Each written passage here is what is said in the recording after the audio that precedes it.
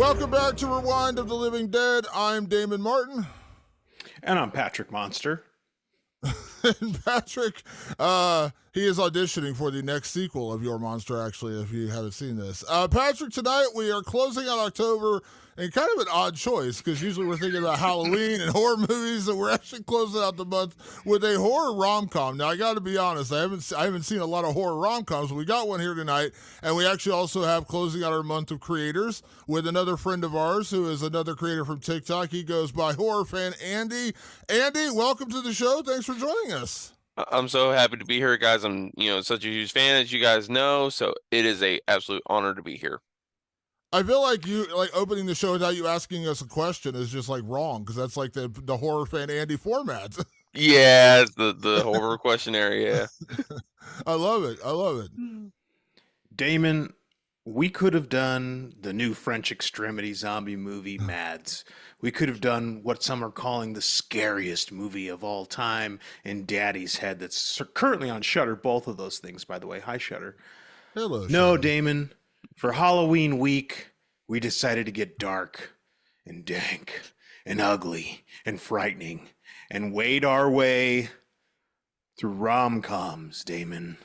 And not just any rom-com, of course, Your Monster, released in October of 2024, starring Kayla Foster as Maisie, Edmund Donovan as Jacob, Tommy Dewey as the monster, Megan Fahey as Jackie Denon, and of course, all three of our absolute favorite, Melissa Barrera as our lead character, Laura Franco. Damon, Andy, here we are talking about Your Monster. By the way, I should say this very clearly. Andy came up with this. Andy reached out to me and said, "Can we please do Your Monster on the podcast? And if you do talk about it, I'd love to come on." And I was like, you know what? Andy's a great guy. He's a longtime fan. He's a great creator on his own. I really enjoy his videos. So I said, damn it, Andy, you're right. And I was like, here we go. We're going to watch a Melissa Barrera horror movie. Everyone's going to love that. I sit down in the theater. I'm alone. Three women walk in. There they are, looking at me like, why is he in here? Then my brother walks in. Shout out to Schwink. He's in there, and they're like, oh, shit. And some other guy comes in. It's three creeps and three women, and we're all there at a wonderful rom-com, Damon. Andy, this is a full-blown rom-com. The terror has never been thicker. Yeah, it sure is. So, Andy, what was it? I'm curious, because I'll be honest. I've heard a lot of buzz about this film, because it's actually going back quite a ways. Like, this is not just now being released. Like, it's just now being released, but a lot of people have talked about this for a while. I know Melissa Barrera has been promoting this for quite some time. So, Andy, when did it land on your radar, and like, what was the appeal when you originally heard about this film? So it landed on my radar when a lot of the horror talk creators started getting screeners for the film, and then when the trailer came out, I said, okay, I need to see this in some way. And so originally I did contact Vertical Entertainment, but I never heard back for about a few days, and then they're like, hey, we'd like to send you a screener, will you be interested? And I'm like, oh, sure. And so they sent me the screener, and I watched it and fell in love with it almost automatically, just based off of this thing I didn't know that I needed, and it was Melissa Barrera in a comedic role, which is something that I hope and pray that she does more of, because she is absolutely hilarious in this film. So, and of course, Melissa Barrera, everyone knows, of course, from the Scream franchise and a lot of other films she's done as well. I think we all know the bad news that hit last year with her being released from Scream and that whole entire ordeal. And I think as much as, and I said this honestly, this not to get off on another tangent, like I know a lot of people at the time were like, we're not going to watch Scream now because of what they did to Melissa Barrera. And I said, folks, I understand, but we're horror fans. We're all going to watch Scream, but that means we can still support Melissa Barrera and whatever she does next. And this is what she did next. I love Melissa Barrera. I think she's an incredible actor. And, of course, I was happy to support her in this particular endeavor as well. Patrick, I know we're a horror movie podcast, but we're all romantics at heart, right? Like we are at some point. Look at me, Damon. I'm classic romantic. I look like Bram Stoker's Dracula. Like, I mean, I'm so romantic. Are you kidding me? Yeah, truth be told, yes, rom-coms are not my jam. They're just not. But you know what is my jam, Damon? Two things. One, comedy. I love comedy. I know all three of us love comedy. I grew up on I think the 80s and the 90s had some fantastic comedy films, and those were big events. Like it actually, people would actually flock to the theater to see funny movies. That doesn't happen as much as it used to, and that's an honest to goodness shame, because I love going to the movies and laughing with a bunch of people. That's actually fucking great. It's the same reason I love being in a packed house for a horror movie. Same exact reason. It's great. It's a great crowd experience. So right away I was like, this movie is funny. Here I am laughing. Like, I don't care if it's a rom-com or not. Yeah, that's not my thing. I'm laughing. I'm having a funny movie. But you know what really got me, Damon? You know why I really was like, I'm co-signing this fucking movie? It's a New York movie. Oh, I'm a sucker for New York movies. I just love them. There's always a saxophone playing. There's always there's always a brownstone neighborhood that someone's walking through. The weather's always this way. And then it's on top of that, it's a theater movie, which I'm not a theater kid. I don't really get into theater, especially musical theater, even less. But theater is such a big part of New York, and like I've been to a place called Marie's Crisis in down in, I believe it's in Hell's Kitchen or Chelsea or one of those two, where it's like literally you walk in and people are just doing musical tunes. I don't know any of them, and they all sound amazing. And these are people who just like sweep up the theater at the end of the night. It's a whole fucking culture in New York City. So it was like this double on double on double thing where I was like, yeah, okay. I sat down and I did not get a horror movie, but I got a lot of things that I actually really liked.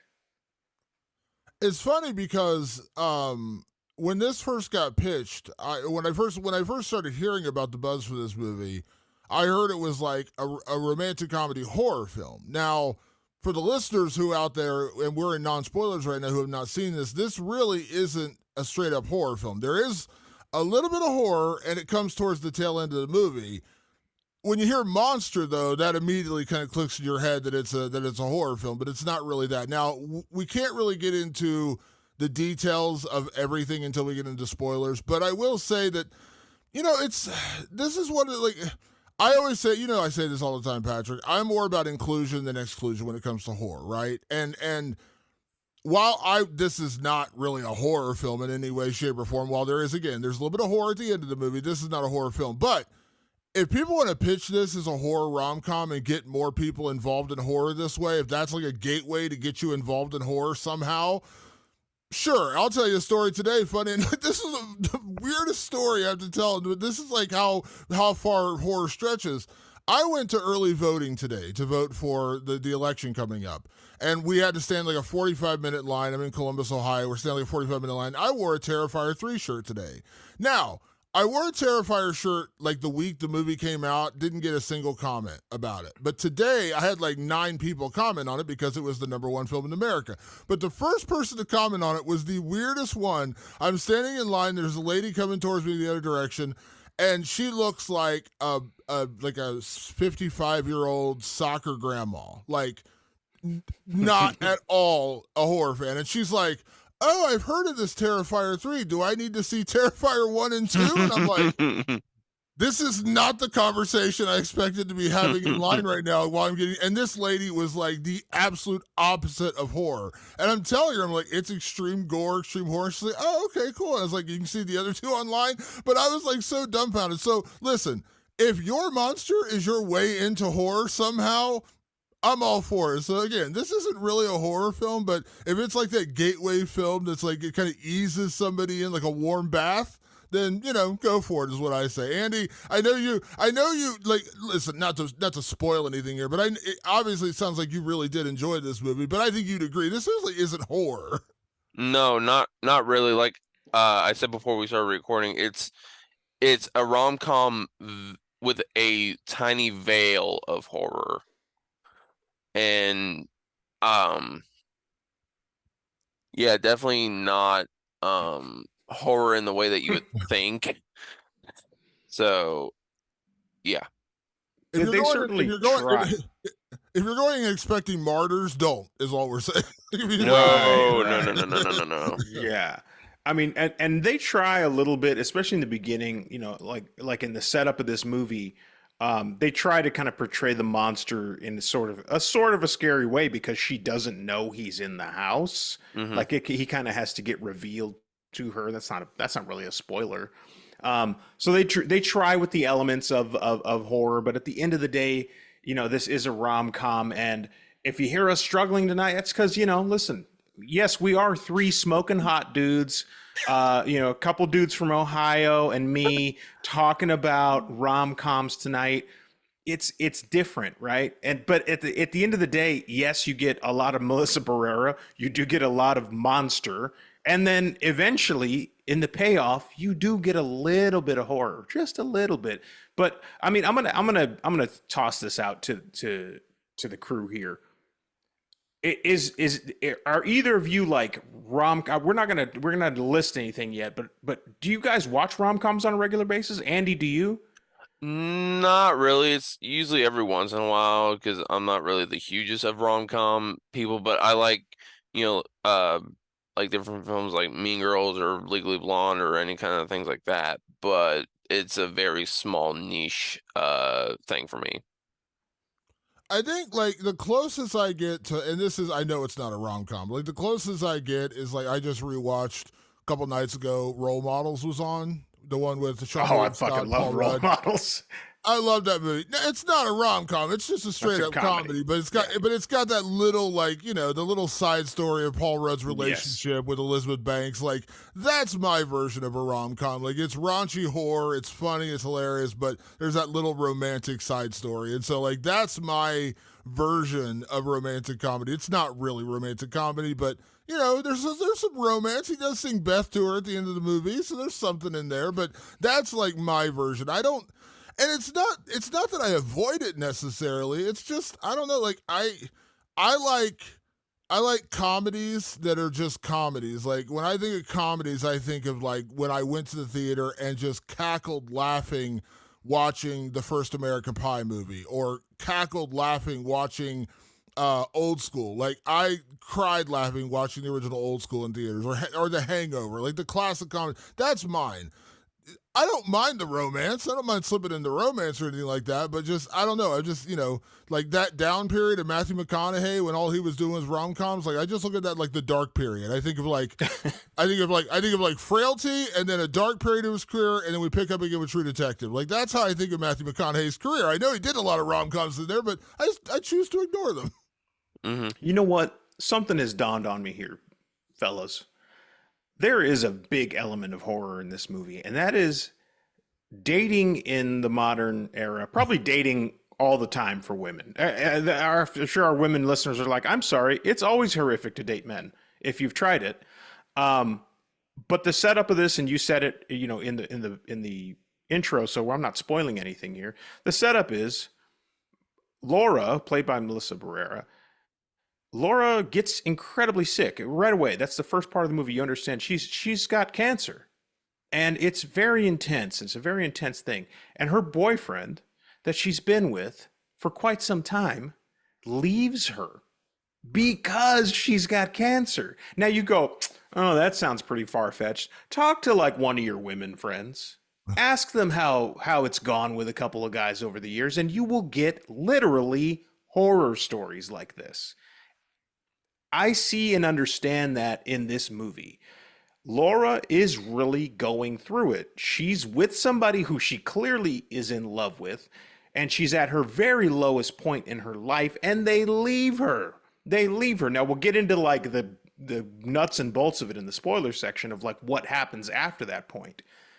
But imagine what that does to somebody where you're just like, holy shit, this person that I'm invested in, it's not like this wasn't a fling. This wasn't like a new romance or anything. They were an established couple. And he was just like, you're sick. Ew, gross. I'm leaving. That turned her whole fucking world upside down.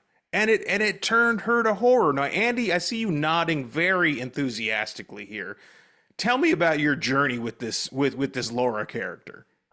Honestly, like I think when her boyfriend left her and she just went down this depressive just spiral into sadness and just eating sugar and all this stuff and just constantly crying and hugging the Amazon guy and all this. Like, I just automatically just felt so bad for her because I'm like, this dude that left her for practically, throwing her like illness and like what her dreams was about, being a part of this play that they were working on and everything, and said, screw you, I'm going to go focus on my own dreams and just leave you on the curb. That's it. And so I just felt immediately bad for her. So yeah. So I didn't make this a category tonight, but I thought about this because that scene where, and again, this is very early on in the movie, and really knowing this doesn't ruin anything. Actually, again, knowing that he leaves her early on because she has cancer, that's just part of what you need to know going into the movie. My first thought was, does he rank right up there with the boyfriend from Midsommar as like the worst, shittiest horror movie boyfriend of all time? Like, when we did our Midsommar review, a movie that I once hated and now genuinely enjoy, the one thing I kind of forgot about rewatching that movie is how I just wanted to punch that dude in the face, like, repeatedly throughout that movie.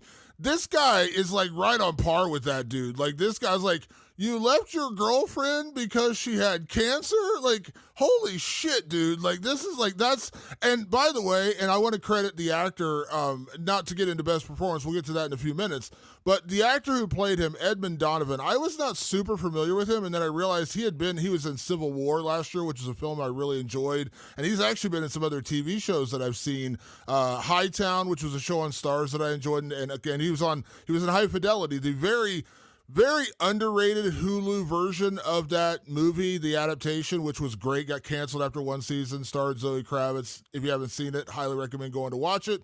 He was in that, completely forgot. So I didn't remember him from anything.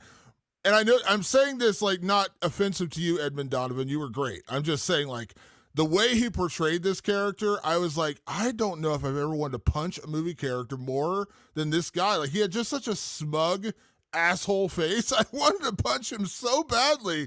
And so, I mean, in that way it works because, like, you got to have a reason to feel sympathetic and care for Melissa Barrera's character. And boy, does this guy sell it, man. He sells it big.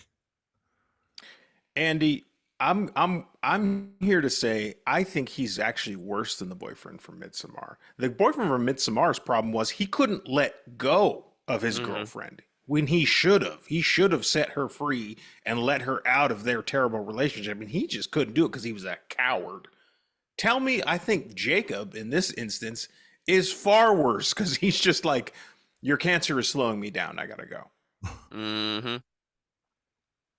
Exactly. And it's just like, trying to think, like you said, we would be kind of struggling doing this movie. Like I said, it's just, like I said, I feel like with him, he's automatically, I think even probably before she may even had cancer, he was probably like, you're weighing me down. I want to, get away from you so I can focus on my dream of this play. And then with her getting cancer, that was his scapegoat. Like, oh, she's ill, she's got cancer, I can go now. Right. Yeah. No, that's good. That's actually a really good point. And Damon, tell me if you don't think this, like, maybe this movie's like, it's almost like hard to spoil, and also it's like almost all spoilers. So should we do our little categories and then jump into spoilers here in a minute? Yeah, let's do that. Let's kick things off as we do each and every week. We, obviously we always get into our best performance, which of course is our aptly titled Prime Time Bitch.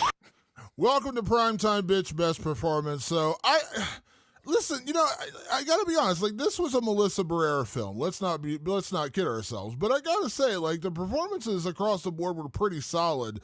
So, Patrick, I'll let you go first. Who did you have for best? Because I think we're all going to, like, lean towards Melissa Barrera, but I do want to be honest and say there were actually other good performances in this film.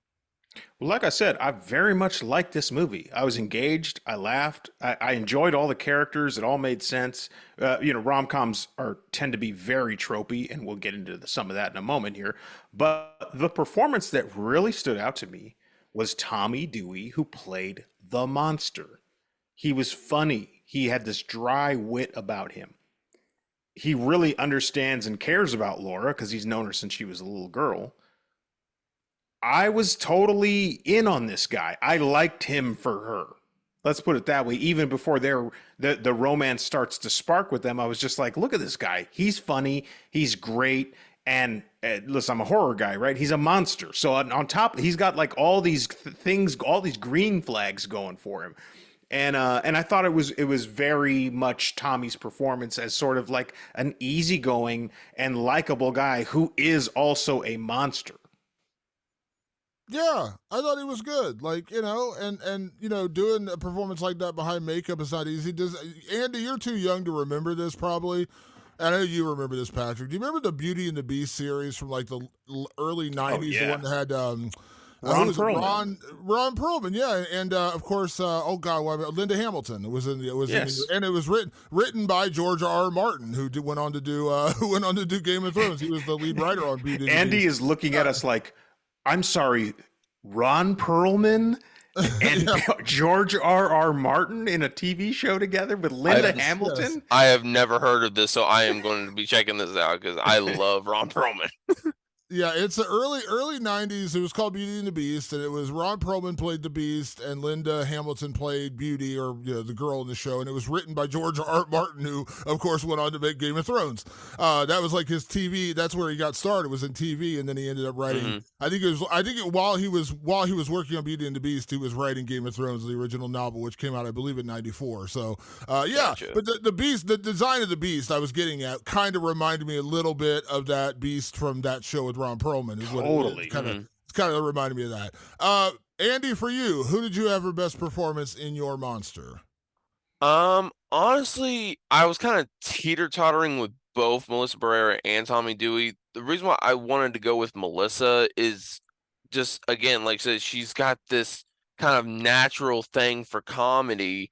And then there's a scene that we'll probably get to later where she's having this interaction with her ex-boyfriend on stage. And I remember it was this monologue she gave, and it was the most like, yes, like, it was a good victory for her to be like, look, like, you're the one that left me. You're the one that did this. You're the one that did that. Like, it was just like, yes. Like with Tommy Dewey as the monster, like you said, like he started out, very angry and nasty and, wanted her, gone out of the house for some reason. And then he just basically automatically starts to warm up to her and interact with her and everything. And the thing with this movie is that the two movies that I could not stop thinking of was, of course, Beauty and the Beast, but also Drop Dead Fred, where it was the monster coming back after, so many years when he scared her when she was a child, and then coming back years later when she's in this, kind of low point in her life. Because I know, like, when people started promoting this film on TikTok, people were comparing it to a film that I hold near and dear to my heart that came out earlier this year called Lisa Frankenstein, where I do see what they're talking about. I more saw the Drop Dead Fred elements than I did with Lisa Frankenstein. Drop Dead Fred, of course, starring the great Phoebe Cates, who, of course, is from Gremlins. And, if you're a kid of the 80s like Patrick and I, how can you not remember Fast Times at Ridgemont High, the very famous scene with Phoebe Cates? But yes, that's another Phoebe Cates performance in Drop Dead Fred, and I agree. So for me, like, it's hard not to give it Melissa Barrera because she is so good in this film, and this really is her, like, performance piece. And as Andy said so astutely, she's doing comedy, but this isn't straight comedy. She has some dramatic moments in here. Like, this isn't just like a cheesy, like, this isn't just a straight up cheesy rom-com. Like, there's actually some pretty heartfelt moments. And again, when you're dealing with something as serious as cancer, it's hard to joke about that. And so her moments dealing with the seriousness of that, like, I thought this was actually a really powerful performance. But just to kind of give it, again, let me be honest, she's the answer. But again, I want to go back to the credit where credit's due, to Edmund Donovan playing the boyfriend Jacob. He was such an effective dick. And I know that sounds like a weird compliment, but like That sounds like our punk trio, Effective Dick. but that is like that's a skill. Like I know that sounds weird to say, but like you You're could right. write this character, and a different actor would make him a little more sympathetic, or just he doesn't come off like this guy has such a smugness about him that you just, like I said, I just want to punch him in the face. But that comes down to performance, because the script is great. Again, Carolyn Lindy did a great job writing it, but you still need the performances. Like I said, you can put somebody else in Melissa Barrera's role and it doesn't come off the right way. Edmund Donovan played the perfect dick, and I'm like, it doesn't work if you don't hate that character if he doesn't play it the right way. And the way he played it, he was such a smug coward in this movie that like he angered me throughout the entire film. So again, the answer is Melissa Barrera. If you're going to give an award to this movie, it's going to go to Melissa Barrera. But I want to give credit to Edmund Donovan for giving me a character, giving me a performance. Because, like I said, it's just like a great villain. Like when you watch Seven, not to bring up a terrible guy like Kevin Spacey, but like part of the reason that movie works is because of his performance. You know what I mean? Like it's not just the character, it's his performance. He's a scummy person, but it's his performance. Same kind of thing here. Like you do not get a character you dislike this much if Edmund Donovan doesn't sell it as Jacob. So yeah, I got to give him credit for that, because boy, did I want to punch this guy real bad. So yeah, that's definitely my pick. Mm-hmm. Next category we're going to go to is our MVP, of course. It is our Ken Foray Banana Hammock MVP Award, named after great character actor Ken Foray from the movie From Beyond, which, by the way, just celebrated an anniversary, I believe, a couple days ago. I saw Barbara Crampton posted about it on Instagram. I can't remember what year anniversary it is, but it's an anniversary. From the movie From Beyond, Ken Foray jumps down the flight of stairs and into a basement to kill a creature wearing nothing more than a thong bikini. If that's not an MVP performance, I don't know what is. So, Andy, will defer to our guest today. Out of everybody, cast, crew, director, cinematographer, everybody involved, who gets your MVP for your monster? Ooh. I would have to honestly go with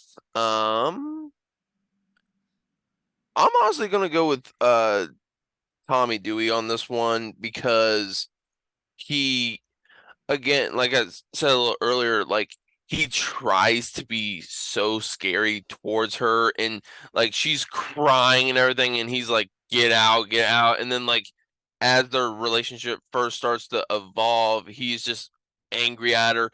Like they're getting irritated at each other, turning up and down the thermostats at the point where he just punches it through the wall and everything. And just the fact that he's there to do, what he's originally wanting to do, and then he starts to click with Laura, with Melissa Barrera's character, and then just turns into this big old softy, to where, so I feel like he perfectly balances that anger and that softness. I think he gives you everything you need in the love interest, right? Mm-hmm. Like at first in a rom-com, and I said this a little bit earlier, that rom-coms are like, they're very heavy on the tropes. At first in a rom-com, the two most opposite people who do not belong with each other are the people who should fall in love in a rom-com. Mm-hmm. And he gives you that in the beginning, as Andy is saying. Like he's very abrasive. He's very much like, get out of here. I'm done with you. I don't want you around. You're annoying. All your crying, all your wah wah wah. I'm so sorry you have cancer. Beat it. Like you want to hate him, but you know better. You know that the turn has to come, but you need to be convinced. Because again, it's actually kind of similar in horror. Like certain characters are going to be this way in horror, but you expect the turn in a very interesting and good way. And I do think that Tommy Dewey delivers that, where it's just like you see him as her opposite, you see him as something that doesn't match with her, but ultimately, as his character progresses, it is going to make sense that they're going to fall in love. That does take an MVP type performance. Yeah, I thought he did really good. Patrick, what about you? Who'd you get for MVP? My MVP, to come all the way back around to our star, Melissa Barrera. Listen, yes, she was funny in this movie. Yes, she's dramatic, and we know she can do that because we saw her in Scream. She can also sing her ass off. She's a multi-talent. And that's what you need at the head of something this complex of a rom-com, where it's like, okay, she's not just like a frizzy-haired, executive assistant who's trying to make it in the world. Like, she's an actress who's trying to like put herself out there, and her world is collapsing all at once. This takes a lot of levels to achieve, and she shows us a whole different side of herself. This doesn't feel like the Melissa Barrera from the Scream movies. She feels totally different with that comedic tone, with that comedic style, and she pulls it off, by the way. And I'm over here laughing at Melissa Barrera, which I hadn't done previously. And then she gets into the emotional parts, and I'm feeling bad for her. And I'm like, oh shit, okay, she's got that too. And then she needs to perform when the time comes, and she can perform as well. Like, and that's kind of spoilery stuff, but truth be told, she can do it all. So that, if that ain't MVP, I don't know what is. Yeah, I mean, she again, like I was not super familiar with Melissa Barrera before she did Scream, but I know she did a lot of stuff after that and before that. But I've become a legitimate fan of hers, and this was, I think, one of her strongest performances because it kind of showed her full range. Yeah. Like, she wasn't just, this wasn't drama, this wasn't just comedy, this wasn't just horror. It was kind of everything. And so I think that's kind of what an actor wants, right? Like, that's, you want to be able to show everything. And I think she was kind of like a jack of all trades in this movie. So I know everyone always defaults for me to go to the writing, and I do want to give credit to Carolyn Lindy. I thought she did a great job. Remember, I said in the intro, she wrote this as a short film that got financed through a grant, and then it worked out. Now she made a feature film out of it. So I want to give her credit because she kind of went through this. This is her story in a way. She said she got really sick. Her boyfriend left her, and this is kind of how the idea blossomed. But I'm going to go in a different route. I want to give her credit because, again, she is the writer and director. But I'm actually going to give my MVP performance to Daniel and Patrick Lazor. And if you don't know those names, that's okay. Daniel and Patrick Lazor are the two people responsible for the musical in this film. Now, I've said before, I love films that circle around the entertainment industry. I said that about Smile 2. I love when you inject that. But I've said this to Patrick off air, and he knows this. Like, when you don't, like, you can have a good, musician, band, whatever, but sometimes the music is a little rough. Like, we've talked about this. Like, one of my all-time favorite films is Almost Famous. Gotta be honest, Stillwater, your music wasn't that good. Just being honest. Like, your music wasn't great in that movie, but I loved the movie. Then you look at a movie like That Thing You Do, and they actually had like real actors, like the Fountain of Wayne Fountain of Wayne singer who sadly has passed away. He wrote all the songs. You could absolutely listen to songs in that movie and be like, that would be a hit single. I'm not a big musical theater guy, but I've been to musicals. I actually have been to Broadway before for a show, and I was like, this sounds like a legit Broadway play. Like, this sounds like a legit Broadway musical. And those two guys, and I looked them up, they only have like one other writing credit. They're not known as like, big musical guys. They didn't get like real, known musical guys. That's tough, man, to go in there and actually make it work. Like, it worked. I was listening to the songs and watching the performances, and I was like, this actually seems like a real musical. And so I wanted to give them credit because there's a million different versions of this where it just does not work. And I actually thought, like, this sounds like something that is like a real musical. Yeah, I can't argue with that. All right. With that being said, let us get into spoiler territory now. So as we always say, if you haven't seen Your Monster, it is in theaters currently right now. You can go check it out. And if you are sticking around beyond this section, obviously understand we are now going to get into full-on spoilers for Your Monster. So kind of kick things off in terms of like the story we haven't really been able to tell.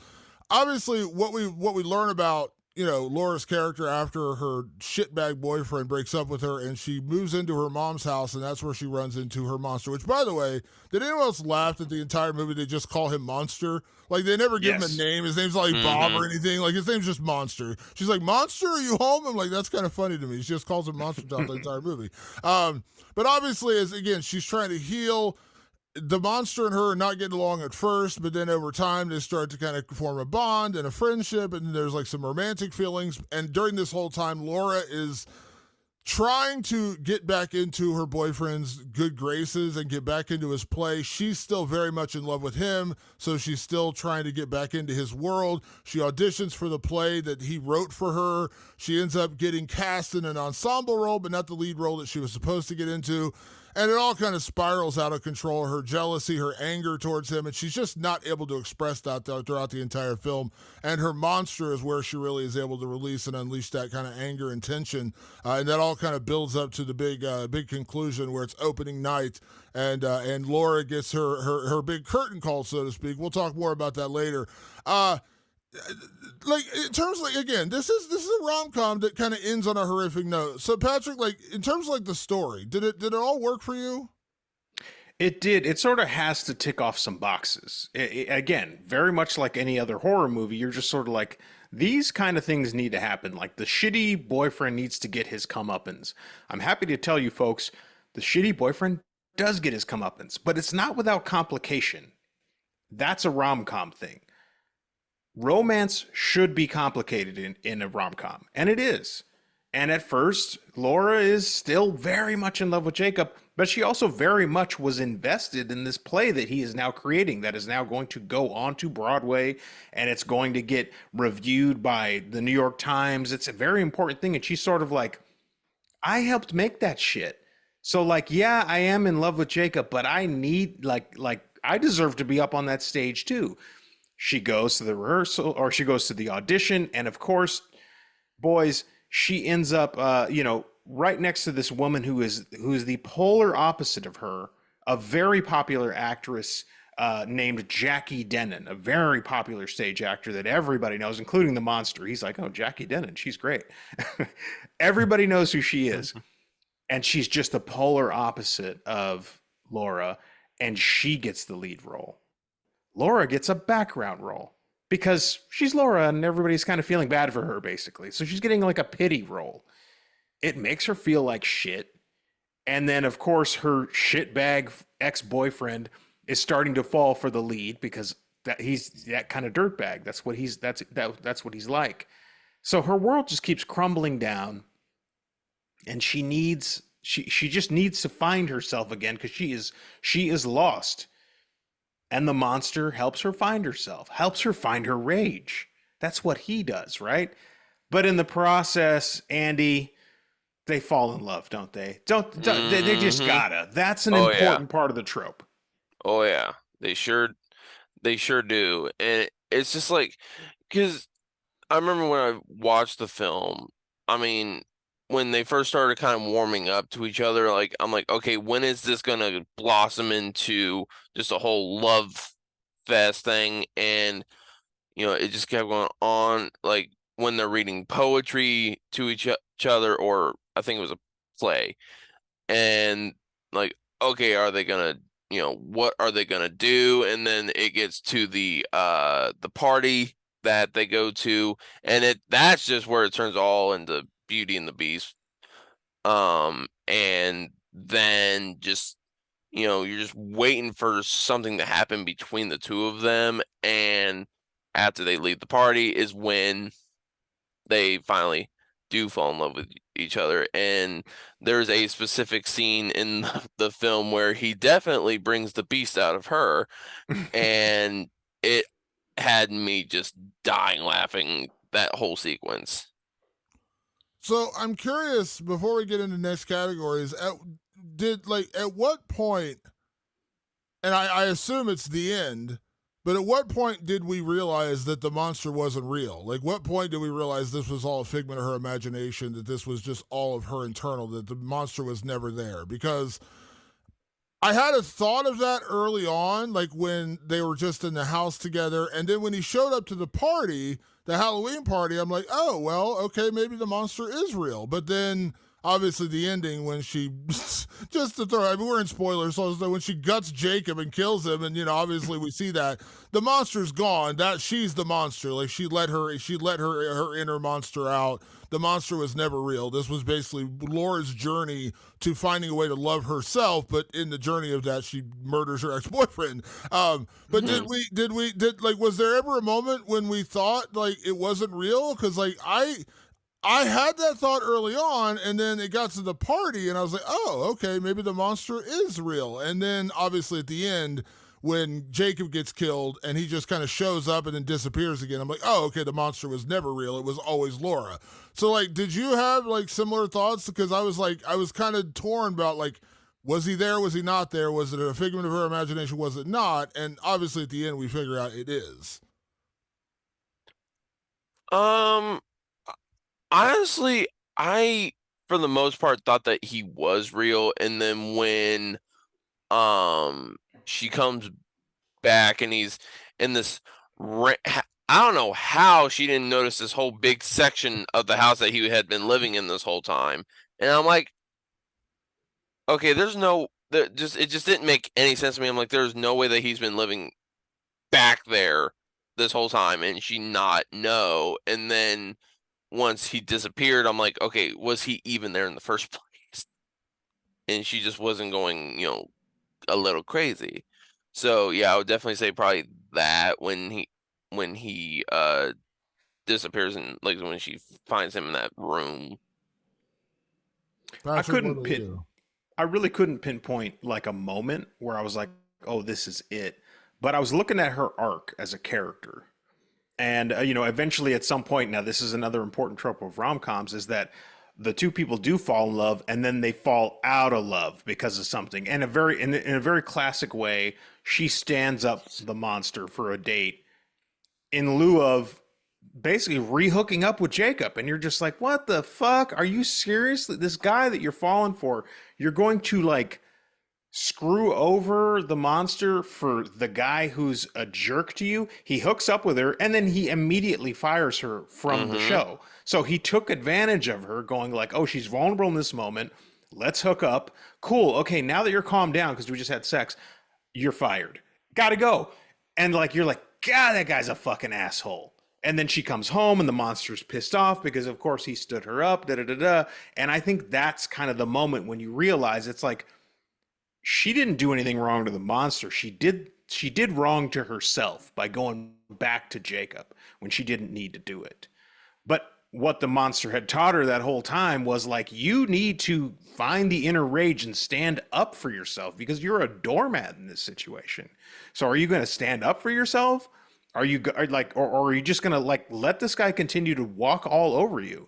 And she finally finds the strength with, by the way, and this is another great twist of this movie, with Jackie Denon, the star of the show, who she saw as her rival, who she saw that Jacob had eyes for. Jackie Denon was actually not a bad character, and oftentimes rom-coms try to make the love foil like a bad character too, and instead in this one they said no, like this woman didn't have any idea that any of that had gone on. She apologized right away to Laura and was just like, let me help you figure this out. And what they decide to do is go, yes, I'm the star of the show, but you helped write this show. You helped perform the show. When that curtain comes up, Jacob's going to see that you're on stage, that you're going to take charge. The love foil ends up being the person that helps her find her strength. That's a great arc. That's a great way to do it. And then, of course, when they're back there, you see the lights flicker as Jacob comes up to her. And he's like, what are you doing? You're trying to ruin my play. During the intermission, they're getting all pissed off and shit. And she finds the strength to go, I'm just going to rip this fucker's guts out. And then she goes out, finishes the play with him bloodied. I love that scene where she's doing this beautiful song and the cinematography's gorgeous and the spotlights are on her. And then the camera slowly starts to kind of arm back out. And you realize that his bloody corpse has been laying on the stage the whole time. And everybody in the audience is like, what the fuck? And then in that last little moment, you see in her eyes that her eyes are going beastie. And you realize the beast was always within. And that's completely like, that's a very famous horror trope, the idea of releasing the beast within. But also a great rom-com trope of like, let me find the strength to like, to dispatch this villain who has been ruining my life. This toxic love interest. Let me get rid of him. So I will say that I think that was the turning point, really. When she hooked up with Jacob, that's when we realized like there was no beast. Like that was her having to go home and realize that, yeah, I've been doing this to myself, haven't I? Yeah, and I what I liked about that was because again, this is a fantasy story. So if they had made it to where the beast was an actual physical creature, it wouldn't have shocked me because the way they sold it was pretty genuine, and I enjoyed that. Because sometimes, again, you have to kind of get over yourself. Like when the beast shows up, she doesn't go screaming, run for the cops. Like he's just like, "Don't you remember?" And what clicked in my head going back when I thought about the movie after I left is like when we first meet the monster, he says, "Don't you remember when you had that little kid in here and he went in your closet and I threw him out? I should have gutted that little shitbag," or whatever he says. And I laughed. It clicked in my head when she was a little girl. She had that strength in her. She had that rage, that anger, and she was able to express it. And that's when but when as she got older, and as Patrick said, she kind of became a doormat, and she kind of became secondary to everyone else in her life. You could tell she had that relationship with her mom, she had that relationship with Jacob, and she had that relationship with her best friend, who her best friend ends up being the real shitbag, who is actually Jacob was cheating on her with her best friend. So at some point, she lost that willpower. She lost that rage inside of herself, or she tamped it down, and so the monster went away. And so her entire life, Jacob, friend, mother, they were all just using her as a complete doormat, walking over her and doing pretty much whatever they want. I mean, she comes home from having cancer. Her friend has to pick her up from the hospital, and her friend gives this great speech where she's like, "I'll always be there for you, anything you need. Okay, I gotta go." And I'm like, the fuck? Yeah. Like, you're not there for anything. And then she goes to her mom's house, and her mom's left her pies and like $5,000 cash. She's not even there. Because that's how inconsequential Laura is to the people in her life. So it's only through rediscovering the monster that she kind of hid away in the closet, so to speak, when she was a child, that she's finally able to kind of stoke the flames and become the person she should have been. Now, again, I'm not saying necessarily does that mean you want to gut your ex-boyfriend, but that's where it kind of eventually evolves for her to where she finally finds the strength in that. But I did enjoy it's again almost like the Fight Club of it all, you know. Or is he there? Is he not there? Are we sure? Are we not sure? And because there were so many moments where like this can't be real, but the Halloween party is what messed me up because like they're dancing and I'm like, wouldn't anyone notice that she's basically like dancing with herself, like they, you know? So I was a no little one would confused notice. At that moment. She's invisible to everybody. Yeah. But in that moment, I was like, hold on, he's at the party. Like he actually made a public appearance, which again, that was a good job by the writer, by Carolyn Lindy, to kind of, you know, confuse us a little bit. Don't make it so obvious that the monster isn't real. And then, of course, we find out for certain at the end that it was all in her head. But I did like the switches that you couldn't quite tell, you know, and they had the romance and everything. But it was really, the whole movie is about her finding love within herself and falling in love with herself again and finding the strength to stick up for herself. Like, kind of like a two-part role of that. So, you know, again, maybe it doesn't necessarily need to manifest itself in murderous rage, but hey, teach their own. This time it does. With that being said, let's move on to our next category, and we're going to say, you know, listen, this is a horror movie podcast, and we are just all about the romance around here. So we're going to talk about our favorite, most romantic moment in your monster. That's just the tip of the iceberg for horror in this show. Andy, what was your favorite romantic moment in your monster?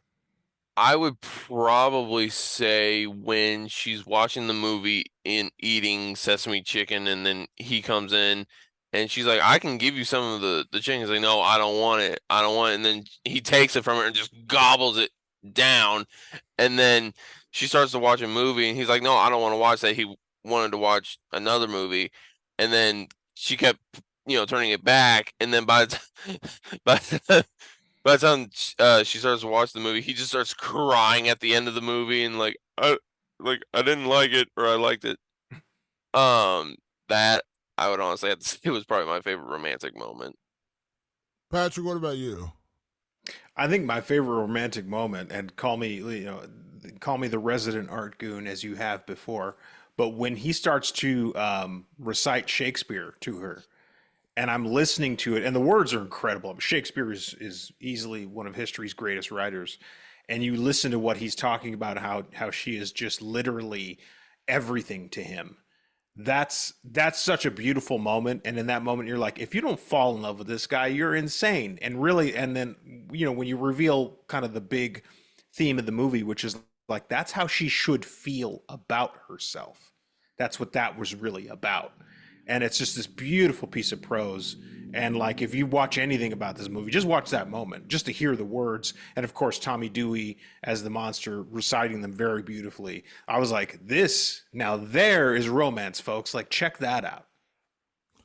Damn you, Patrick Garrett, because little do you know, my degree is in English literature, and I am a massive, massive Shakespeare guy.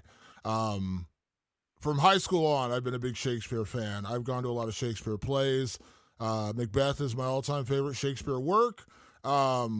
When they did the Shakespeare sonnet, I was like, you got me, like that's it, because I love Shakespeare. And I remember when I was in high school, we studied Shakespeare. I remember our my English teacher said, there's fantasy Shakespeare, there's comedy Shakespeare, and then there's tragedy Shakespeare. Romeo and Juliet, Hamlet, Macbeth, those are the tragedies. You get to Midsummer Night's Dream, that's a bit of fantasy, a bit of romance, comedy also mixed in there. I was much more the tragedy Macbeth, I was very much the Macbeth, Hamlet, Romeo and Juliet, that version of Shakespeare. I wasn't nearly as much into his comedies or his romances, but I really did enjoy that moment of him reading Shakespeare to her, and he tries to do it in an overdramatic way, and then she's like, no, just do it. And then when he does it, it's very heartfelt and very honest, and just like when Denzel Washington did Macbeth a couple years ago, and I freaking loved that version of that movie. Anytime you can inject a cool Shakespeare moment into a movie, I'm all for it. So, Patrick, you stole my answer, but that's absolutely, I love the Shakespeare moment. I'm a big Shakespeare guy. So, that was, but again, there were several moments, like credit, like they did sell it really well, and the evolution of their relationship built throughout the movie. So I thought they did a good job of showing that off. Next category we're going to talk about is our favorite laugh. Now, this was a funny movie. I'm going to go first here since Patrick stole my answer on the last one. I'm going to go first here and say my favorite. There were two moments in particular that made me like cackle laugh in this movie. The first was when he first emerges and he says, "Don't you remember when I scared that kid in the closet?" And he said, "I should have gutted that little fucker." And he actually said that I cracked up because like he was so just matter of fact. He's like, "I should have gutted that little fucker." I was like, pfft. And then the other one was when he shows up to the Halloween party. He's dressed up, and she says, "What are you supposed to be?" He goes, "I'm a business monster." I don't know why, but that line just had me cracking up laughing. He's like, "I'm a business monster." I don't know why, but that one just made me laugh a lot. So, Andy, what about you? What was your favorite funny moment in your monster? Ooh. Honestly, I would have to go with the beginning, like when she's first got back to her mom's house, and she's upset and she's eating all the sweets, and she's constantly ordering tissues over and over and over, and the same delivery guy, and she just gives him a big hug, and he's just like, okay. It's like, I don't think this is legal. Yeah, right. Like that.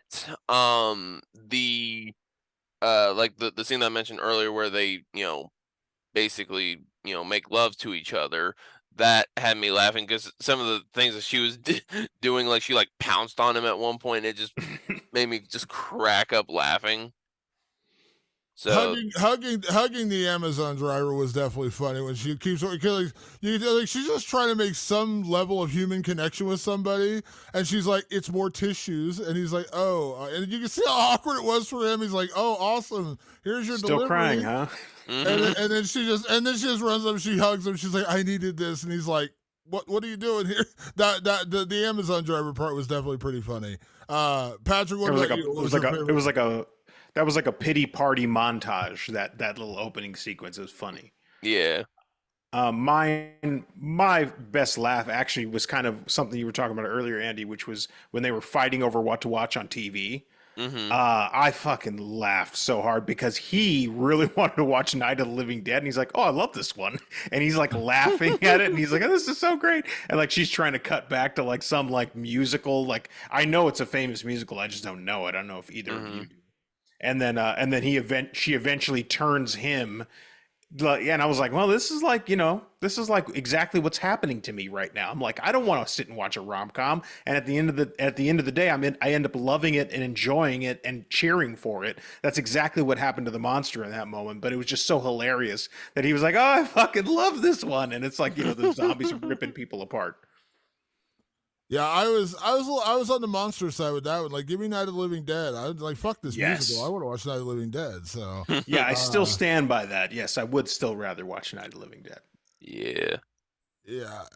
Next, so this was an impromptu category I'm just throwing out there because we are talking about a rom-com, and I'll be honest, this may be the only rom-com you'll ever hear on this show. So impromptu category is, what is your all-time favorite rom-com? Now listen, we're all horror guys. We love horror. We love watching bloody gore. I'm wearing a Terrifier 3 shirt right now. We all love the gore. We all love the gore and the horror. But you know what? We're all softies at heart in some way, shape, or form. So Andy, for you, what is your favorite rom-com? Ooh. Like I said before, I don't really watch that many rom-coms. Like I've watched like the Legally Blondes and the Mean Girls and whatnot, but the one that keeps popping in my head, and it's not really a rom-com, but it would have that's going to throw you off. It would be probably Cool as Ice with Vanilla Ice. Why don't you drop that zero and get with the hero. Just, I don't know why I have such this like positive energy towards that movie, and it's like it's a bad movie, but just him just so desperately trying to get a girl that he knows he cannot get, and then she just falls in love with him because her boyfriend in that movie is also a jerk, and then it's just like she's also like, why am I falling in love with this other, kind of moronic, somewhat jerk? But yeah, I would honestly have to say it was Ice. The comedy of that movie is that she's falling in love with Vanilla Ice. Yeah. that might be the single greatest pull in the history of this podcast. And we've been doing this show for 4+ years, 5 years. That might be the single greatest movie pull I've ever heard. I've never heard anyone reference Cool as Ice, but I gotta say, Andy, I think it's his second best performance. I think Teenage Mutant Ninja Turtles 2. Yep. The ninja rap, I think that's ninja rap. Yeah, I think that's his peak performance. I'm just throwing it out there. Man, I don't know how we can top that. Patrick, how about you? I don't think you can top Cool as Ice, but go ahead. I promise you I'm going to top Cool as Ice. So, Damon, I insist you go next because I do have the best answer. I'm getting catty here tonight on our rom-com episode. All right. You go next because I have the best answer. All right, so I'm going to go with the traditional one, and it's because it's the one that, again, I'm not a big rom-com guy unless you can legitimately make me laugh. You know what I mean? Like, it's got to be, and a rom-com that is a hardcore rom-com but still absolutely cracks me the fuck up is Jerry Maguire. I love Jerry Maguire. That movie cracks. I watched it maybe like 2 months ago. It was on cable. And the scenes between Jerry and Rod Tidwell being, Cuba Gooding Jr. and Tom Cruise are some of the best like buddy comedy that you'll ever see. And I know that's not like necessarily the focus of the movie, but when they come out of the draft and he's just like, I don't want to hear about you lost Cush Avery and shit. It's just the way they give each other shit throughout that entire movie. And of course, when he says show me the money, and he's like, who's your motherfucking Jerry? You my motherfucker. It's just that movie cracks me up. And yes, it is a romantic comedy, but I love Jerry Maguire. So, Patrick, what about you? Boys, buckle in because this one is always overlooked. And it is not just one of the best romantic comedies ever made. It's one of the best movies ever made, quite literally. And that is Eddie Murphy's Coming to America. Coming to America is never labeled a rom-com. It is 100% a rom-com. It is a fish out of water story about a man looking for love who finds it in the wrong places, and the person that he is after is already promised to someone else. But that guy is so wrong for her. Oh my God, could she only see that this guy's right? But he's a pauper, she's a princess. But wait a minute. Truth be told, he's a prince whose family is the greatest family in all of Africa, and she doesn't even realize it. She thinks he's a lowly goat herder. And then it gets revealed Indeed, his dad comes for all the way from Zamunda to go, "Well, my son works." Mm-hmm. Like, holy shit! And he confronts her father and is like, she can't marry. She's a commoner." So the tables flip yet again. Her heart is broken. He runs. He runs to her.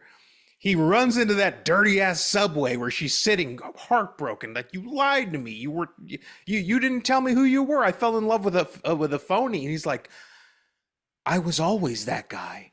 If you want me to renounce my throne, I renounce my throne right here. He declares it in the greatest city in the world. And she still does. She looks at him and she's like, I don't think I can do it. I don't think I can do it. And he gets off and you're like, fuck, they didn't get together. They were perfect. And he goes back to Zamunda and they have this grand wedding waiting for him. And his bride that was handpicked is coming down that aisle and he's got that long look on his face. And the veil comes up and it's Lisa McDowell. And if that doesn't make your heart fucking sing, you're dead to the core. They get inside their little horse and carriage, and 1,000 people are waving at them. It's the greatest wedding of all time. Then he goes, "Do you want to give it all up?" And she's like, "Nah, this is fucking awesome. I'm in love with this guy. He's a prince, everything." Tell me that isn't the greatest romantic comedy of all time, hands down. Honestly, I would agree, and I would also say with Coming to America, it has probably the best interview sequence of Oh my God, any that movie montage. with Eddie Murphy and Arsenio Hall interviewing woman after woman after woman, and then like they start like there's a part where Arsenio Hall is a woman at one Oh, point, and it's just and like, your friend oh too. yeah, just every time I see that part, I just die laughing. Me and my brother Schwink, who was also at the rom-com the other night, I don't know how often we just go to each other. I was Joan of Arc in a former life. Like that's one of the insane women that he's trying to date in that nightclub. Damon, Hmm. come on, man. Tell me that ain't the greatest rom-com ever made. But hold so okay, so now I'm not denying the way you sold it to me right there does make it sound like a rom com, but by your standard, I have to change my answer now because if Coming to America is a rom com, then I'm changing my answer to Spaceballs because Spaceballs is a rom com too because that is also a prince Bring it becoming a on. king. It's Yeah. also Lone Star baby. Lone Star finds out he's a prince and he can marry Princess Vespa. Come on now, and that's got the Hmm. great villain. And In it. You got they Darth butt heads right at the beginning. Him and Vespa hate each other. They're like total opposites. Like he's like a dirt ball and she's a princess and like he doesn't even like her. Yeah, of course it's a rom-com. It's Yeah, not and that, Coming to America. That's the greatest rom-com of all time, but it's a good one and it's legit. and Spaceballs also has one of my all-time like top 3 movie lines that I say to people. I used to have a T-shirt with it and got a hole in the T-shirt. I was so sad when I had to get rid of it. One of my all-time favorite lines: "Dark helmets, evil will always triumph because good is dumb." One of the greatest lines. Evil will always triumph because good is dumb. That's one of the greatest lines. So by that measure, I'm switching my answer to Spaceballs. I think that's better. Measure all you want, Damon. Yeah, there we Measure all go. you want. A New York block says it's Coming to America, the greatest You romantic got it. comedy of all time. You sold it. I think you sold it to me. But again, I think now you got me on to like, is Spaceballs actually a rom com? Because that is kind of similar story. So, next category: remake, sequel, or leave it alone. This is pretty self explanatory, which is where we take the movie we're reviewing. We basically say, should they remake it, should they sequelize it, or should they leave it alone? So, Andy, I'll throw it to you. When it comes to your monster, remake, sequel, or just leave it alone? Honestly, I would say to leave it alone, but I would also feel like this would make a really good musical, actually. I feel like they can use those elements of that, like the meta thing of them making a musical and having, the the relationship between Melissa Barrera's character and the monster, and kind of come up with some songs and stuff for that of like, and it can also like be like her like battling like, is this person that I'm talking to actually there? Is he not? Yada yada yada. So I feel like it would honestly, yes, leave it alone, but definitely turn into a musical. I like that. I like that idea. It's not bad musical. Patrick, what about you? It rolls right into my answer, which is a 100% a sequel, because what Andy just described is essentially Joker Folie Deux. But we can make it better because that movie just did not work at all. It's the same exact premise because let's be clear, she's going to jail, right? That's the end of this movie is she's going to jail and they're going to say that she was in, they're going to have her plead insanity, blah, blah, blah. The difference is in your Monster Folie Deux, there will be actually good original music and entertainment on top of that, and you'll get her and the monster. They come back together, and at the end, she admits, "You know what? I was the monster all along. There was no duality here at all. It was just me." So this is a chance to also to basically remake Joker Folie Deux as Your Monster, the sequel. So yeah, I'm 100% in on a sequel. So like Joker, Folie Deux, a good one is what you're saying because Yeah. the one they made, Yes. the one they made is dog shit. I'm gonna say I actually really like Andy's answer because again I thought the musical was pretty good. But I'm gonna say leave it alone for this reason. What I get where rom-coms typically get it right is they don't do sequels. You know, like do we really need to find out what happens when the billionaire Richard Gere character marries a prostitute and Julia Roberts? Like, do we really need to know what happens to them like 5 years down the line in Pretty Woman? I don't really need to know that. I'm fine just knowing they got together at the end and they're going to live happily ever after. You know, we really need to find out that they got divorced because she actually had to clap or something? Like, no, I don't need to know that version of the story. I give credit where credit's due with most rom-coms is they always give you like the happy ending, and that's just kind of you leave it to your imagination. Like to your point, Patrick, they made a sequel to Coming to America, and it was not good. Like just leave it alone. That didn't happen as far as I'm concerned. Mm-hmm. Yeah, so I say leave it alone because even though this is a little different in terms of like being a romantic comedy and the ending with literally ripping her ex-boyfriend's throat out, which hoorah, Laura, for that one. Yeah, just leave it alone because I kind of go by the traditional rom-com formula where we all just want to imagine they live, they live happily ever after. Her version of living happily ever after is probably going to be in an asylum, but at least Jacob's dead because fuck that guy. So yeah, I say This was the happy leave ending, yeah. Yeah, I said, because like I said, like even my movie, Jerry Maguire, do I want to find out that him and Renee Zellweger broke up 3 years down the line? That's not the happy ending we all want. So yeah, leave it alone. Next category, Patrick, you created this one, and I'll let you introduce it. It's called Can We Get the Girl? Patrick, explain this category. Well, normally, and Andy would know this because he's an avid listener of the show, we ask ourselves, can we survive this horror movie? Now, truth be told, I don't think any of the three of us would be a Jacob guy, so I don't think we're looking to try and survive in that respect. So I thought to myself, could we win the girl? And I'm looking at, it's me, horror fan Andy, Damon Martin. We've probably all got different methods here to find romance. Can any one of us win over Laura? Can do any of us want to win over Laura? I'll go first here, and I'll say this: I've been with my girlfriend for over a decade, and we are very much in love. But here's why I say that no, I would not get Laura because here's the thing: in my single life, living as a man, and even though I've had plenty of girlfriends, and not saying I haven't had experience with that, I live in a little area that you guys may know. It's called the friend zone. I always ended up in the friend zone. That was my exclusive territory, was the friend zone. Literally, I just drove right through it and just stopped and stayed there forever. So, no, I'm not going to get Laura because she would park me right there in the friend zone, and that's exactly where I would stay because that's pretty much where I always They have stayed. that character in the movie. That's Don in the movie. That guy who's always like places people play like he's totally in love with her and he's like invisible to her.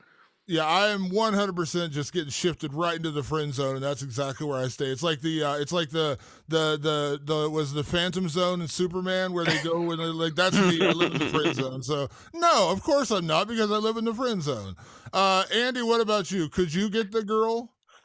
Most likely not. I feel like with me, I would be like the nerdy kid in Not Another Teen Movie, where he's going after her, and then she's focused on Chris Evans, and by time that the nerdy kid gets to her at the airport, he's just bruised and beaten and just bleh.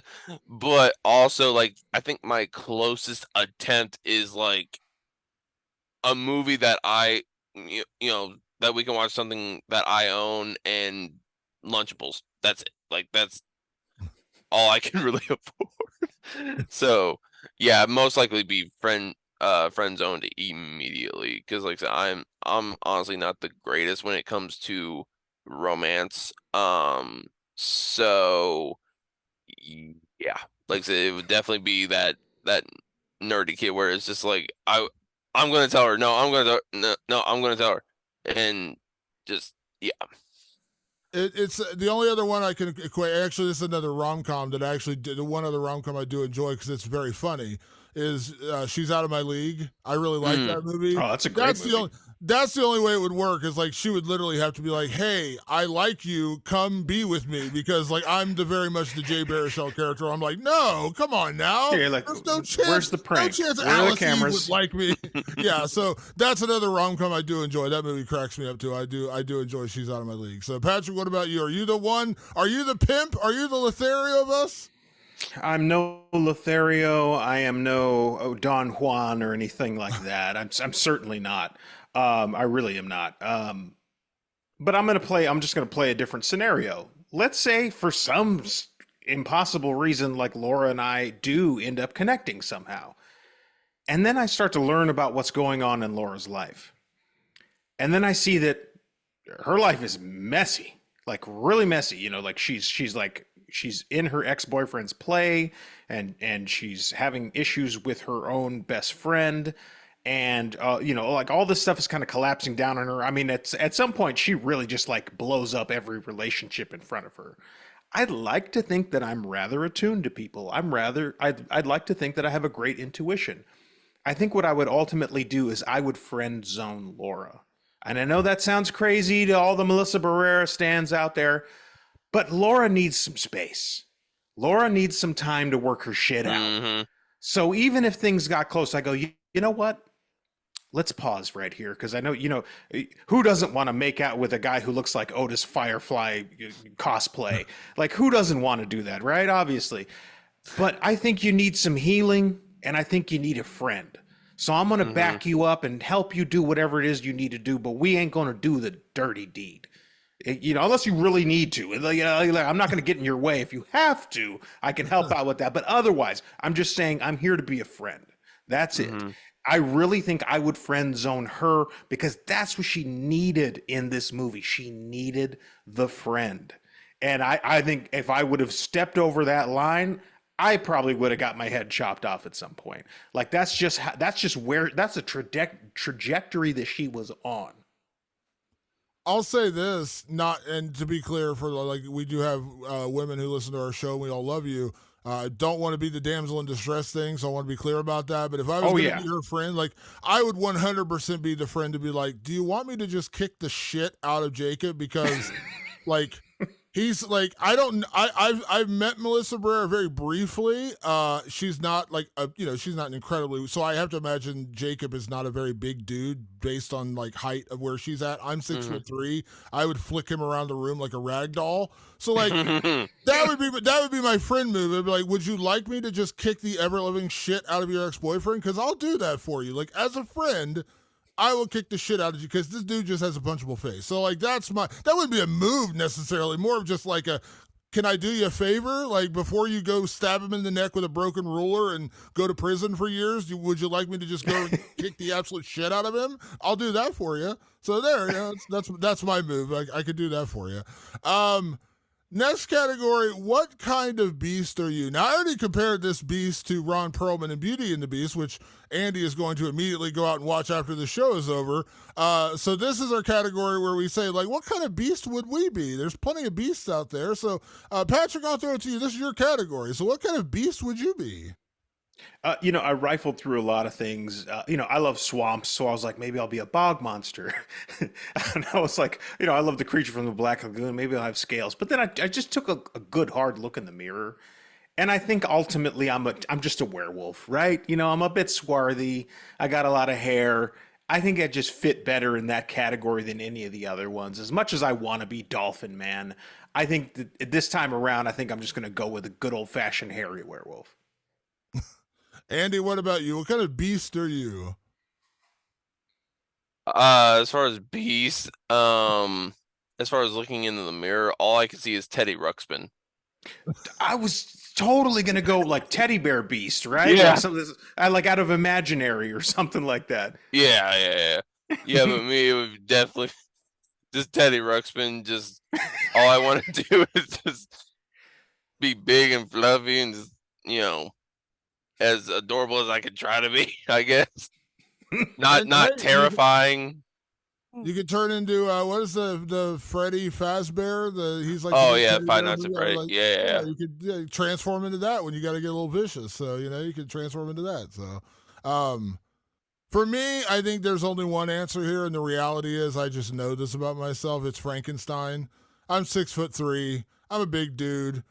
I accidentally step on you, you're dead. So yeah, chances are like I'm the guy who's gonna like, hey, nice to meet you, and hit you too hard and kill you. Like that's probably what's gonna like that's I'm 100% Frankenstein. I'm the big doofy, just guy who doesn't mean to crush your skull, but accidentally I do it. So yeah, I'm Frankenstein. And I could see you in Lisa Frankenstein, like as the monster himself. Like you definitely fit into that environment well. Yeah, I could be the monster. I could definitely pull off the monster role. So, like I said, and like I said, Frankenstein. I mean, who doesn't love a monster in a sport coat? As Jerry Seinfeld said famously on an episode of Seinfeld, I love a monster in a sport coat. So, yeah, that's me. I'd be a monster in a sport coat. Final category, and we usually do is it scary? It is not scary. This is not a horror film. Although, again, credit where credit's due. Watching Jacob get his throat ripped out and him laying there bloody at the end of the play, pretty cathartic moment, I think, for all of us, especially with that character. So it's not scary. It's not meant to be scary. It's got horror elements, but it's not a horror movie. So our final category, is it romantic? And again, this is our Valentine's Day. I mean, our Halloween episode. So at the end of the day, your monster, is it romantic? Did your heart burst? Did your heart swell and burst when you watched this movie? I'm still picking up the pieces of my heart off the floor from watching this film. So yes, it is definitely romantic. I remember like just automatically just being so invested in her and Monster's relationship and everything. And I mean, it was kind of like with like when I first watched Lisa Frankenstein, it was a similar thing of like, her attraction to Creature is just like I was attached, like just so emotionally invested in it, but then I'm also thinking, how is that gonna work? Would that be like just downright Is that like is that necrophilia? necrophilia? That's what I was trying to think of. I was like, This would be bestiality. yeah. I'm like, okay, which one's worse here? Like, Which, by the way, one... they show. Like we do watch bestiality in this movie. So tune in for that, folks, if you're into that. Mm-hmm. Which with Lisa, it's done in a way that's not so just gross, where it's just animation, and then they pull in the Man on the Moon reference and they're on like the little rocket and all that stuff. But yeah, with your monster, yeah, definitely bestiality all the way. So like, I honestly, it's like, I don't know, man. Like, so thankfully, we are, just for people listening to this right now, like, what the fuck is going on over here? Necrophilia and bestiality. To be fair, it's all in her head. So this is all imagination. So like the whole thing with it, like it's really, it's Melissa on Melissa, not necessarily Melissa, just to make That's sure. That's not how it's portrayed, Damon. It is fully beast on woman. In reality, though. In reality, Patrick, what about you? Did your heart swell up when you watched Your Monster? Damon, it started to swell indeed because I saw, two people falling in love, and I was like, wow, this is working. This is a true romance indeed. But my answer is no, and my answer is a steadfast no, because at the end of the day, she didn't end on a happily ever after. She didn't end up with the monster and they end up having, a great life together in this brownstone in New York City, which is the perfect ending to any one of my movies. She does fall in love with herself finally. She takes control of herself. She releases the beast within. All of that's wonderful. But a rom-com, Damon, that's why I'm asking you, is it romantic? It was a romantic movie that did not end romantically. She does not get with the guy that she fell in love with. That doesn't happen. The one trope that every romantic comedy is supposed to have is that the two fall in love in the end, or maybe they don't fall in love, but love is on the way. Love is on the way. She will find that you can argue, yes, love for herself is on the way. Congratulations, Melissa Barrera. Congratulations, Laura. But when I sit down for a rom-com, I want to know that romance is in their future. And I didn't get that. So no, Damon, this movie's not romantic.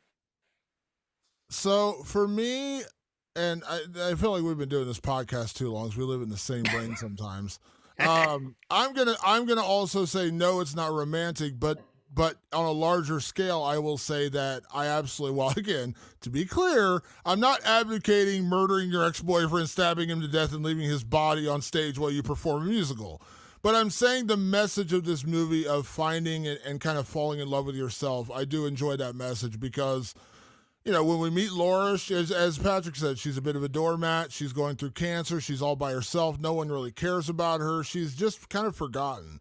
And by the end of the film, she's learned to stand up for herself. She has that very dramatic moment in front of the entire cast and crew of the play where she basically unleashes on Jacob finally.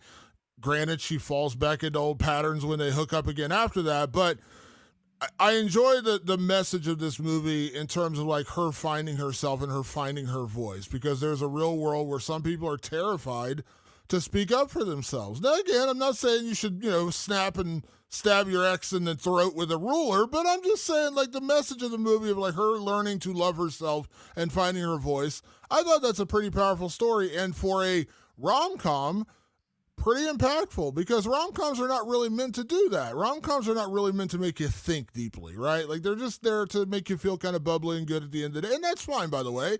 Like I said, why do I watch The Hangover? It's not because I'm finding some profound message. It's because I like watching Zach Galifianakis get tasered in the fucking face. Like, I'm not digging any deeper there. There's not really a deeper message there. But I do enjoy there is a deeper message in Your Monster. And so I did enjoy this movie, and I did enjoy the message. And again, not advocating for you to stab your ex-boyfriend in the throat with a ruler, but to get to where she got through, the journey she took in this movie, I thought it was a pretty impactful story. I can't argue with that. It was. I actually thoroughly enjoyed this movie. I really did. Like, I had fun. Schwink had fun. He was like, yeah, this movie's great. Like, it's an enjoyable movie. I know we didn't give you a horror movie for Halloween, but it's still a good movie. Like, I'm not gonna sit here and tell you it was bad just because it was a rom-com, and that's very easy for me to want to do. It's very easy for me to go, it's a rom-com. I hated it. I didn't hate this movie. I liked it. I enjoyed myself. I had a good night at the movies. That's all you really want to ask for at the end of the day. And I'll say this, having gone on TikTok a lot, because this movie showed earlier, and as Andy said, you got a screener early, and a lot of other people have seen this before too. I follow a lot of film critics on horror on TikTok beyond just the horror creator friends we have.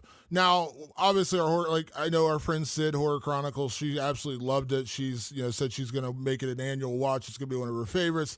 But I've also watched other just film critics I follow on TikTok who are just like, more of like Patrick's art house goon friends. And the one common theme that they've all had is they're like, it's a horror rom-com. They keep throwing that horror word in there. And as I said earlier, this isn't a straight horror film. It's not. But if it's a gateway film, if you are a romantic comedy fan, but you're just like, I don't really get into horror, I'm not going to go watch Art the Clown gut people with a chainsaw. Your Monsters, again, it's a little backdoor into the genre. And so every film critic person I follow who's not a horror, they're just a film critic. They're like, it's a horror rom-com. And I like that they're sticking in that word. Because again, I'm all about inclusion. I was listening to one of my favorite film podcasts in the world, The Rewatchables, which I've fully admitted time and time again, we've absolutely ripped off because I love that podcast. But they did an episode recently for Silence of the Lambs, and one of the members of the panel was like, this is not a horror film. They argued vehemently against it being a horror film, and it pissed me off. Because I'm like, that is absolutely a horror film. Don't take that away from Silence of the Lambs. Yes, it's a great movie. It's drama. It's incredible impact. It's amazing performances. But it's a fucking horror film. Don't try to tell me it's not a horror film just because it's a serial killer. It is a fucking horror film. And it like made me angry inside that like they were arguing so vehemently against it being a horror film. So no, Your Monster is not a straight up horror film, but there are horror elements. It's a horror rom-com. Enjoy it for what it is. And if it's a little bit backdoor for you to enjoy horror, I'm all for it. The premise is even similar to Silence of the Lambs. Like she has to go court a beast to find some strength. So it's 100%. They're very similar situations here. Yeah, like I said, I'm all about inclusion. So if this gets you into horror, all for it. Andy, before we get out of here, obviously want to say a big thank you to our guest, horror fan Andy, for being on the show. Where can people find you and check out your content? Obviously, I know you're one of the TikTok creators as well, but where can people find you and support you if they want to? So you guys can find me on TikTok. It's horrorfanAndy, and then also Instagram. I think it's still horrorfanAndy or the horrorfanAndy. Just I'd have to look. Mainly just posting random content at this point because I was doing a series called the Horror Questionnaire that I'm trying to get back to, where I ask very interesting questions as best as I can. So those are the only two places that I am currently, delving around as far as, spreading my love for the horror genre. So TikTok and Instagram. Now I know you are also a big Tarantino guy like myself. Yes. Are you? I know you did a video a while back, and thank you for giving me credit for that, where you talked about your favorite Tarantino films. Are you a fan of Death Proof, the one Tarantino horror film? Okay. Yeah. You are. So when we do Death Proof on here, I'm going to have to bring you back because I need some backup because Patrick does not like Death Proof. So I feel like I might need to bring you back on here for some backup so I can like combat Patrick's disdain for Death Proof. I would love to come back and do this again. So and definitely if it's Tarantino, yes. It's going to be a battle. It's going to be a 2-on-1 battle, Patrick. I got to team up against you. Bring it on because that movie blows. Oh, man. All right. That is our show for this week, folks. Want to say a big thank you to everyone that tunes into the show each and every week. Make sure you check us out on all of your favorite podcast platforms, Apple Podcasts, Spotify, and, of course, our YouTube channel. Just search Rewind of the Living Dead on YouTube. Even if you don't watch us over there, please subscribe. It means a lot to us and obviously helps with the algorithm and search results and all that good stuff. And you can, of course, also check out our website, rewindofthelivingdead.com. News, stories, reviews that we don't do on the show are over there. I spoke recently. I'm going to do a review soon. There's a new TV show out called Hysteria on Peacock. I fucking love it. And we don't really do a lot of TV reviews on here, so I'm just throwing it out there at the end of the show. If you've not seen Hysteria, run, don't walk. I love that series. So we do reviews and stuff over there as well. Obviously, if you got questions, comments, movies you'd like us to review, check us out on all of our favorite. You can reach out to us on all of our social media channels. Just search Rewind of the Living Dead. We are on Twitter/X, Facebook, and Instagram. We'd love to hear from you guys. You can also send us emails. rotlivingdead@gmail.com. That's rotlivingdead@gmail.com. And you can also find us on our own personal social media channels. I am at Damon Martin, and you are? At Director Patrick. And a big thank you, as always, for everyone tuning into the show. We'll be back next week with another edition of Rewind of the Living Dead. Thanks for tuning in. We'll see you then. Peace.